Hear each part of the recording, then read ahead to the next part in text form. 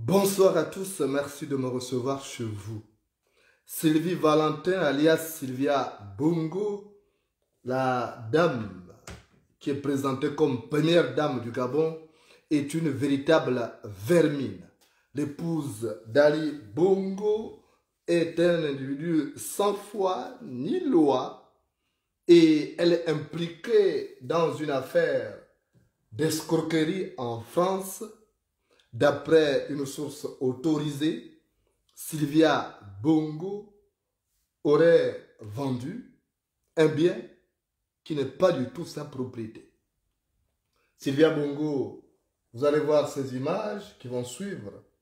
Vous l'avez déjà projeté tout à l'heure.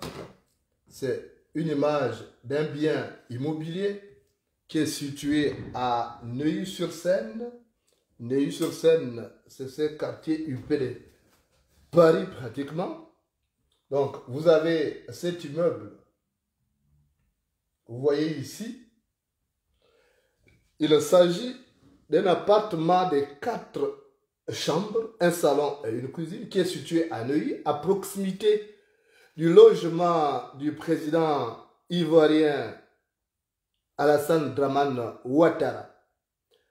Ce logement que vous voyez est bel et bien la propriété qu'Omar Bongo avait donnée à son épouse de l'époque, Joséphine Kama Dabani, qui par la suite a rétrocédé ça à Ali Bongo pour loger sa femme, sa première épouse américaine, Ince Collins, que vous connaissez.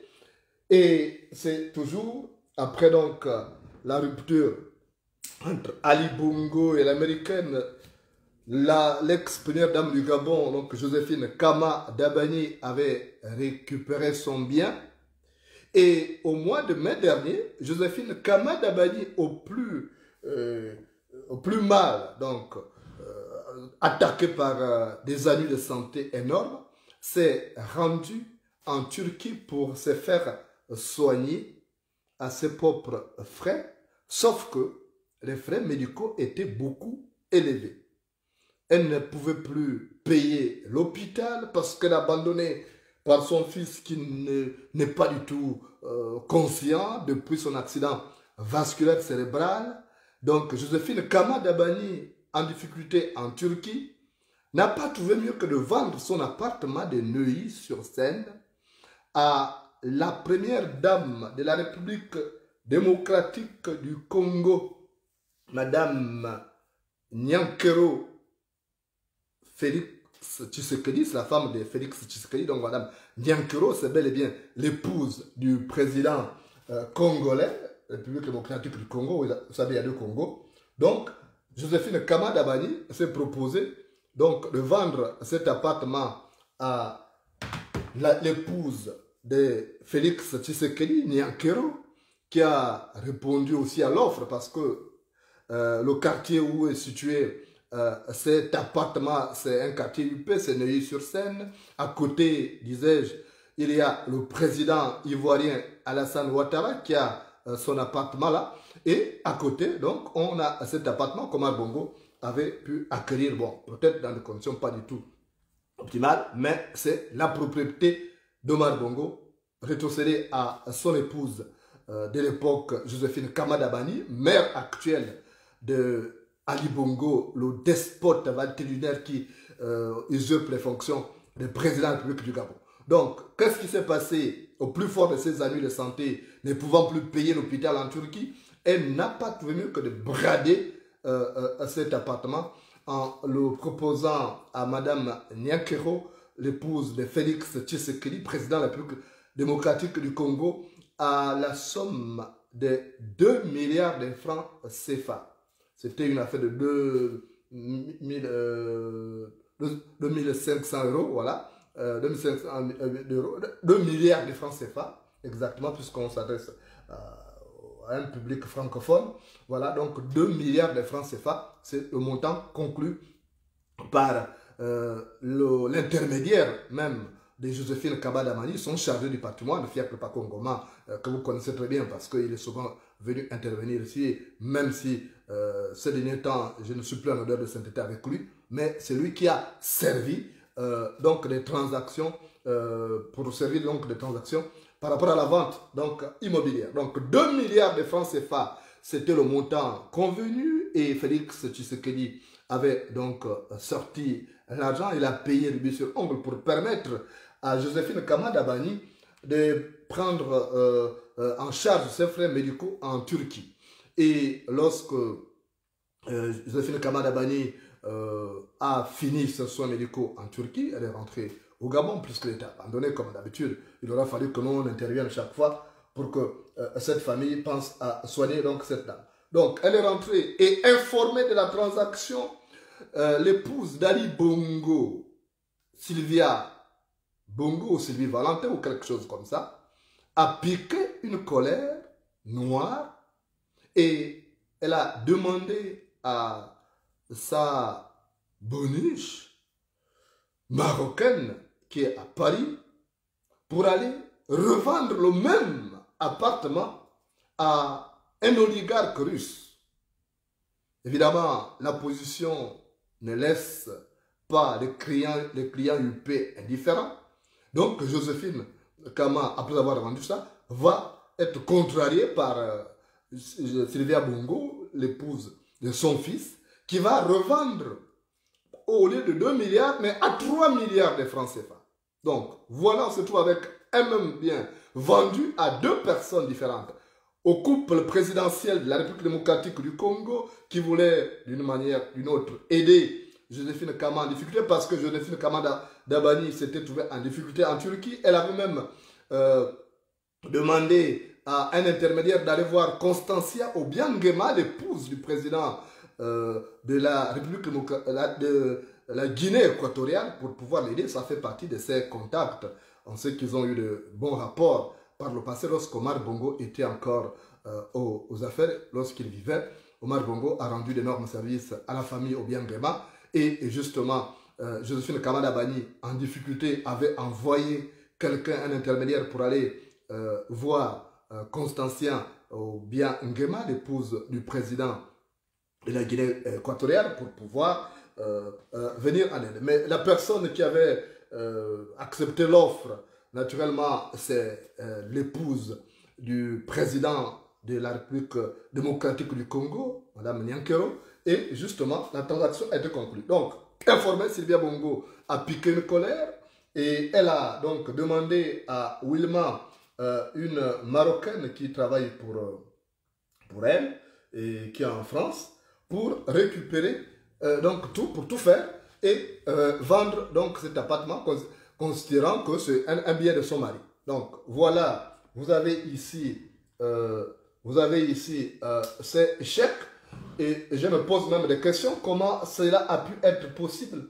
Vous avez un chèque de 1 milliard de francs CFA, plus d'1 milliard de francs CFA ici, qui a été déposé à la Banque Crédit Agricole. Et là, c'est un dépôt d'espèces. Alors que vous savez vous-même qu'on ne transporte pas des fonds assez importants en numéraire pour aller déposer dans une banque. Mais là, il y a eu un dépôt en espèces de plus de 1 milliard de francs CFA au nom de la SCI Alliance Gabon-France. Vous savez que Alliance Gabon-France, c'est la société des Valentins et cet argent a été déposé au compte de Noureddine Bongo. Vous le voyez bien, nom et prénom du bénéficiaire, c'est Valentin Bongo. Donc, l'office et la mère se partagent l'argent. Donc, 1 milliard pour l'office et 2 milliards pour la mère. Et voilà, le compte est bouclé. Sauf que, qu'est-ce qui va se passer? L'oligarque russe qui a payé cet appartement va se rendre compte que le même appartement a été vendu à un autre client, le président de la République démocratique du Congo, Félix Antoine Tshisekedi, et il va piquer donc une colère et va déposer une plainte à la police des Nanterre, à la brigade des Nanterre, et sur la base de cette plainte, la personne qui a conclu la première transaction, donc Fiacre Pakongoma, le chargé du patrimoine de la famille Bongo, a été arrêté il y a 2 semaines.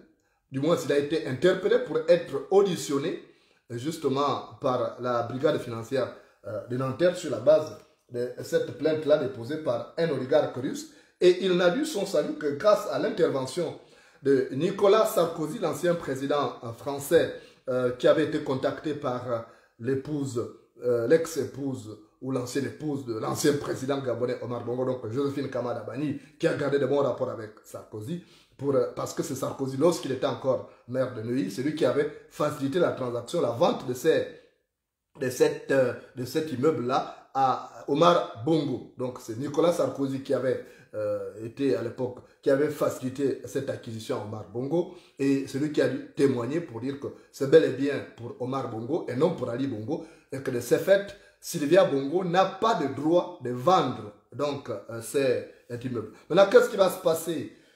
Il va falloir que le deuxième client, le deuxième acquéreur, puisse entrer en possession de ces fonds. Les 3 milliards qui ont été dépensés, il va falloir que ça retourne parce que Sylvia Bongo n'a aucune qualité de vendre ces biens. Parce que c'est le bien d'abord d'Omar Bongo. Omar Bongo cédé à sa femme et sa femme qui laissait cet appartement de vacances à Sabru, Imscoline, la première épouse d'Ali Bongo, l'américaine, qui n'est plus en heureux de cet été avec les Bongo aujourd'hui. Mais donc, il n'appartenait pas à Sylvia Bongo et cela est considéré comme une affaire d'escroquerie et abus de confiance parce que l'oligarque russe demande en ce moment son pognon qu'il a dépensé croyant que c'était une affaire claire alors que c'est une affaire mafieuse menée de bras de maître par Sylvia Bongo. Sylvia Bongo qui a déjà procédé à une sorte de spoliation à Libreville. Déjà, l'appartement qu'occupait Malika Bongo,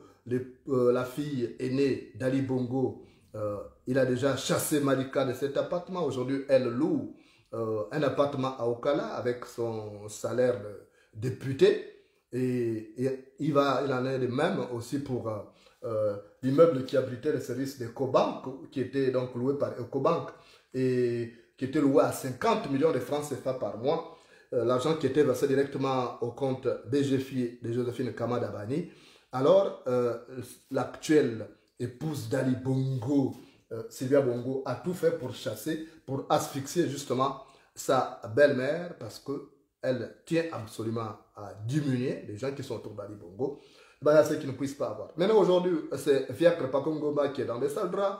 D'après une dernière information que j'ai reçue, il se trouverait du côté d'Espagne, il serait du côté de Madrid, et il ne peut plus rentrer au Gabon parce que Sylvia Bongo l'attend de pied ferme là-bas pour lui faire la peau après avoir facilité.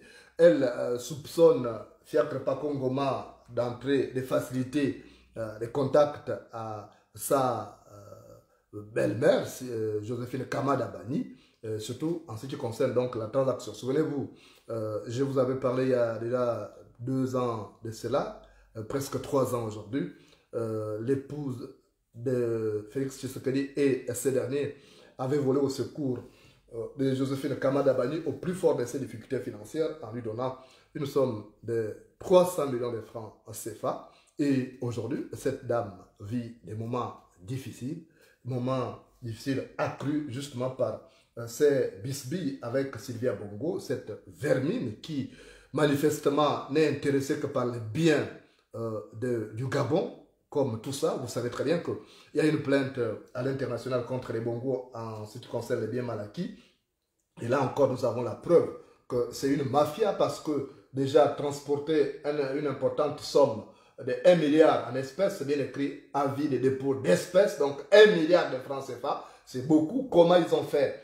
Par quel miracle ils font pour faire circuler autant d'argent? 1 milliard de francs CFA pour aller verser dans une banque. En principe, ça ne doit pas fonctionner comme ça. Mais on sent que c'est l'argent de la mafia. L'argent de la mafia évite de circuler maintenant par des vrais canaux. Ça utilise donc des canaux louches, comme le transport des fonds en main propre, ce qui s'est passé. Et on ne peut pas comprendre qu'une banque comme Crédit Agricole puisse permettre cela. On a vu que par le passé, Société Générale avait été mise en examen à la suite d'une manœuvre dolosive de ce genre. Maintenant, il appartient aux Gabonais de porter plainte aussi contre cette banque-là, parce qu'il s'agit naturellement de biens mal acquis et qui posent un réel problème aujourd'hui en France et même au-delà. Et il s'agit donc là encore de quelque chose qui vient jeter l'opprobre sur cette dame qui a mis le grappin sur le Gabon et qui pense que tous les biens du Gabon sont ses propriétés, et c'est pourquoi elle se permet donc de faire ce qu'elle veut, quitte à vendre même un immeuble qui avait déjà été vendu à un autre client. Alors, comment l'affaire va se terminer? Je vous en tiendrai informé. L'information contenue sur Facebook et YouTube.